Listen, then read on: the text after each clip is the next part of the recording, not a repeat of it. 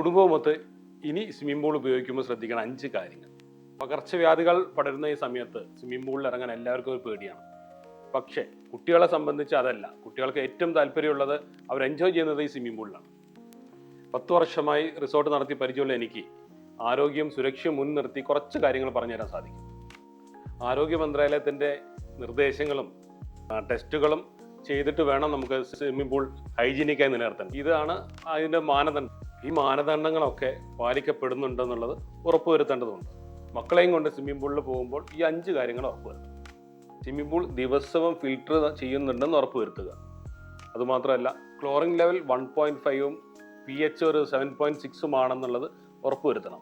പൂളിൽ ഇറങ്ങുന്നതിന് മുന്നേ നമ്മളെ ബോഡി ഒന്ന് ഷവർ ചെയ്യുക. കാരണം നമ്മളെ ദേഹത്തുള്ള പൊടിയും വിയർപ്പും അത് പൂളിലെ വെള്ളത്തിൻ്റെ ക്വാളിറ്റിയെ ബാധിക്കും.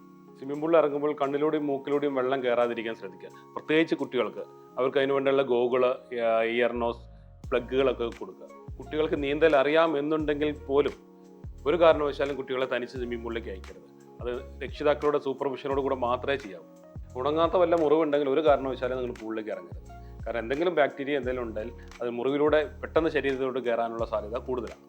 പൂളുകൾ സുരക്ഷിതമായിരിക്കേണ്ടത് നമ്മുടെ എല്ലാവരുടെയും ഒരു കടമയാണത്, ഉത്തരവാദിത്വം കൂടെയാണ്. ചെറിയ മുൻകരുതലുകൾ വലിയ ആപത്തുകളില്ലാതെ റിസോർട്ടുകളിലേക്ക് പോകാൻ പ്ലാൻ ചെയ്യുന്ന നിങ്ങളുടെ സുഹൃത്തുക്കൾക്ക് ഈ വീഡിയോ ഒന്ന് ഷെയർ ചെയ്യുക.